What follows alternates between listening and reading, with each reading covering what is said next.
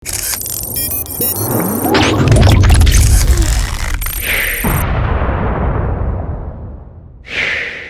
má jẹ́ ká dìbò fún olóṣèlú kankan, ẹ má jẹ́ kó olóṣèlú tún mú alẹ́ rú mọ́. Irọ́ tó olóṣèlú ti ń pa fún wa for good 60 years. Bọ̀dá mi kí ni láti bàtẹ́ ti dé orílẹ̀-èdè Nàìjíríà kí ni kò tẹ benefit? Ẹ jẹ́ kí iṣẹ́ rí Yorùbá tí Yorùbá bá dá dúró kò ń ṣọjọ́ tó bá bímọ ló máa ń rìn.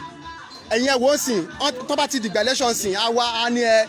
tó bá ti dìbò fún yín a máa ṣojú ọ̀nà tó bá ti dìbò fún yín a máa fún yín níná a máa fún yín ilé ìwòsàn tó dára. Látijọ́ tó ti ń sọ kí náà gbé ṣe tó bá fẹ́ ṣe campaign wọn máa wá sí bíbá ẹ̀ tó bá ti wá wọlé ọ̀ní wá mọ́ àwa fúnra wa àwa là ń fún ọ ní àyè ẹ wo àwọn ọmọ wa tó yẹ kó fún ọ ní free education tó yẹ kó fún ọ ní ilé ìwòsàn tó dára oúnjẹ tó yẹ ká máa gbowó ṣẹ́rí kan tá à ń ṣe ń ṣe ẹlẹ́wọ̀n máa wò pé kí lè ń ṣe pé ṣé ọ̀ka wa lára ọjọ́ ọlọ́mọ tèmi lèmi ń ṣe sílẹ̀ tó bá dẹ̀ wù yín tẹ́lẹ̀ ṣe bá ti wá tó ti gbé indomie ibo ló ti fi lábàg agolo ráìsì tó bá ti gbé wá kẹsàn pé ẹ gbà pé opportunity ni ẹ tún jìyà yẹn fún 4 years àwọn apariwo tiwa tí a bá gbàlẹ̀ olómìnira wa orílẹ̀-èdè Yorùbá gbogbo nǹkan tó ń ná ní Nàìjíríà orílẹ̀-èdè Yorùbá náà ti ń rí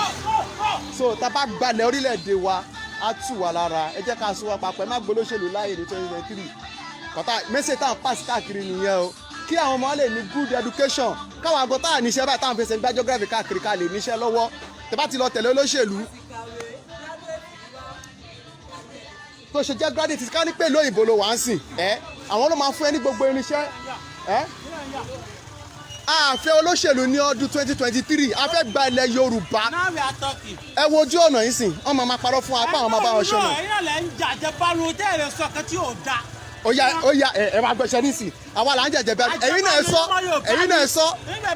náà sọ kí n gbà. nígbà tẹ bá ní ẹsọ̀sẹ̀lú tẹ bá ṣe wọn bá ṣe. àwọn wo ló ń sọ fún bẹ́ẹ̀ àwọn wo ló ń sọ bẹ́ẹ̀. gbogbo yín ni àfúrẹ́jì kóńgò kan ìwà kóńgò kan ó lè ní. kí yẹn má bàa ṣẹlẹ̀ mọ́ ọ̀nà là ń sọ tó bá yẹ pé olóṣèlú ló ràn wá. ẹ jẹ́ ká pín kó ká kú lọ́tọ̀ọ̀tọ̀. torí ẹ̀ náà la ṣe jáde ẹ̀yin náà darapọ̀ mọ́ wa. à ń ṣàwọ́dì. àwọn òṣèlú yẹn kó dìgbà yẹn kẹ wá wọ ogún àbọ̀gùn òsì. ẹ má jẹ́ ẹ má gbọ́ olóṣèlú láàyè là ń sọ.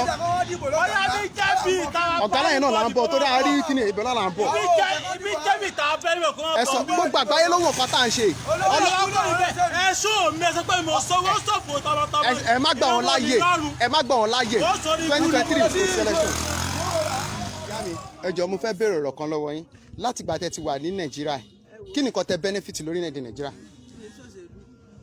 ṣé àwa táwọn tẹ́ rí sí olóṣèlú àwa àwọn ń ṣe olóṣèlú ọmọ Yorùbá ni àwa ẹ̀tọ́ Yorùbá làwa mi ìbéèrè olóṣèlú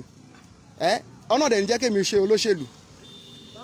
question tí mo béèrè lọ ẹni kẹ́ down kí ni nǹkan tẹ́ benefit lórílẹ̀‐èdè Nàìjíríà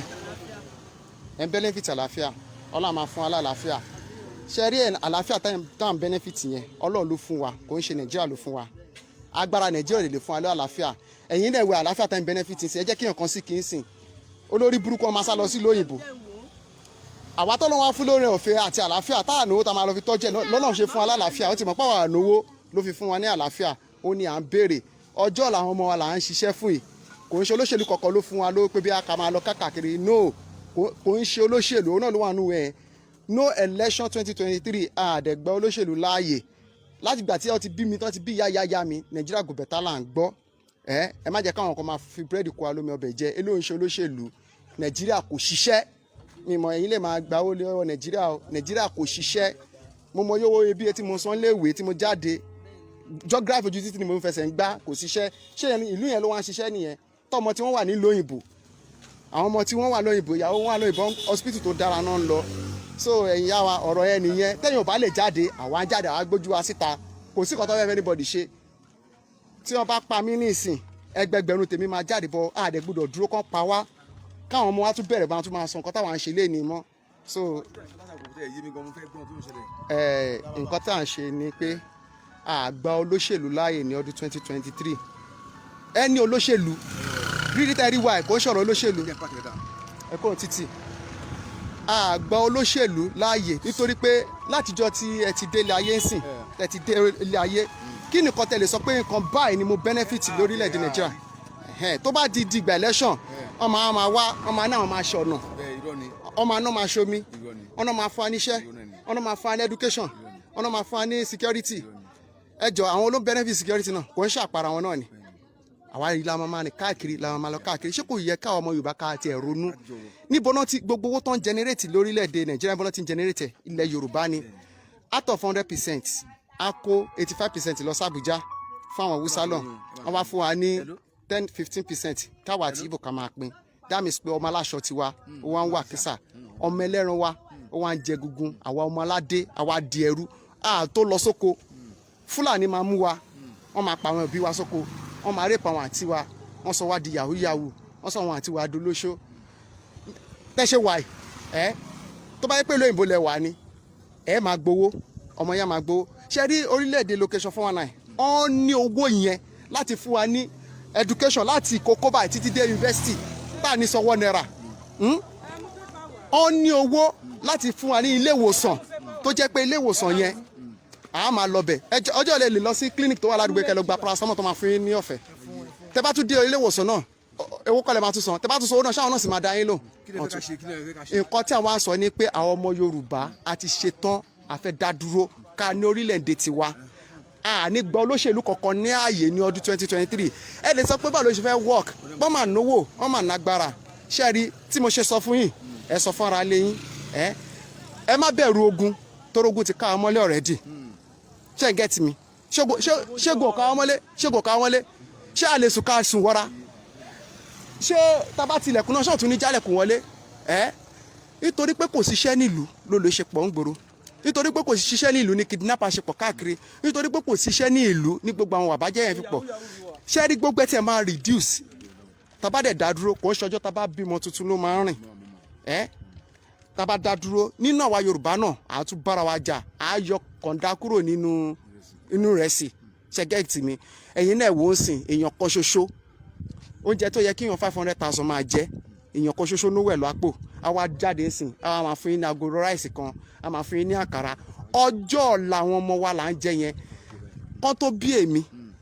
ni mo ti ń gbọ́ pé Nàìjíríà go better èmi náà ti wá bímọ sìn tọ́nà ti fún mi náà ní ọmọ kí wọ́n máa ọ̀nà tẹ̀ ń jẹ́ kí irúgbìn tí máa sọ fún ọmọ mi pé Nàìjíríà go better ilẹ̀ Yorùbá nation ó máa dúró ó dẹ̀ máa rọ̀ wá lọ́rùn lágbára Ọlọ́run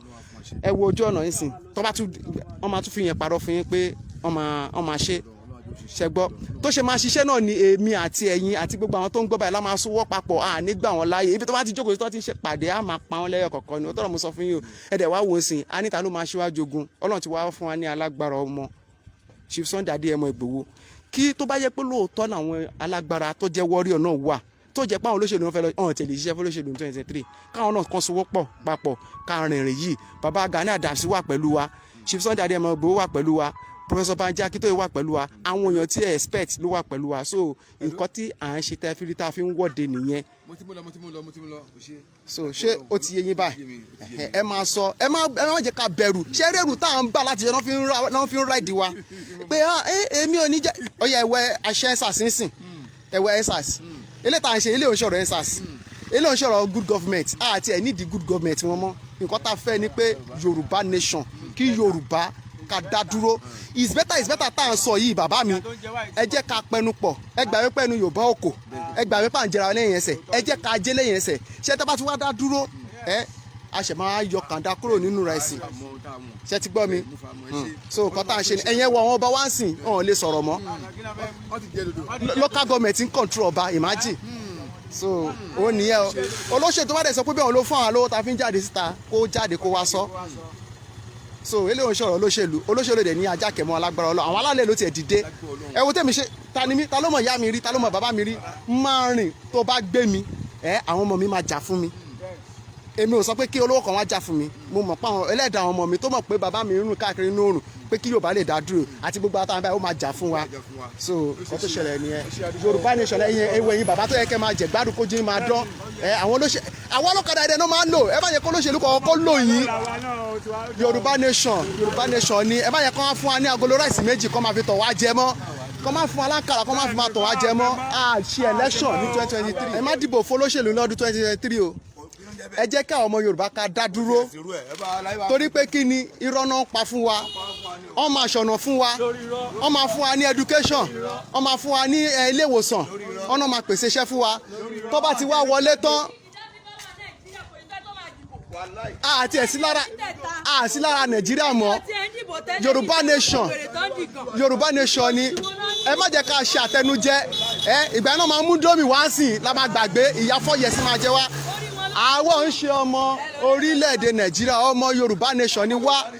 Ẹ má gba olóṣèlú láàyè, ẹ wọ̀nà yín wọ́n máa fi campaign lọ́dọọdún ni pọ́n máa ṣọ̀nà fún yín. Wọ́n máa fi campaign ni kò sí. Your school, is it free education you are going to? Do you have free education in your school? How much are you paying? How much are you paying your school fees?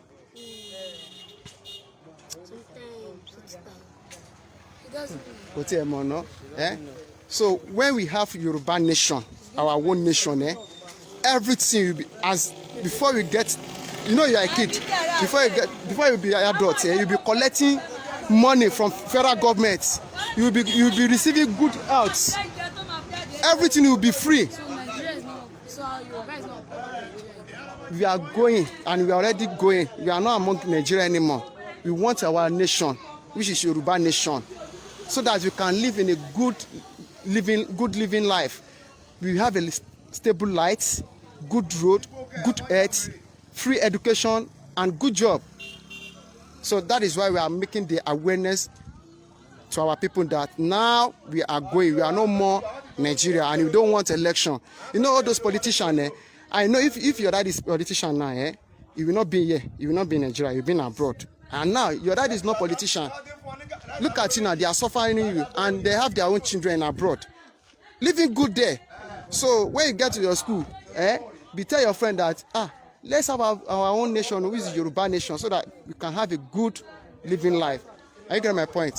God bless you.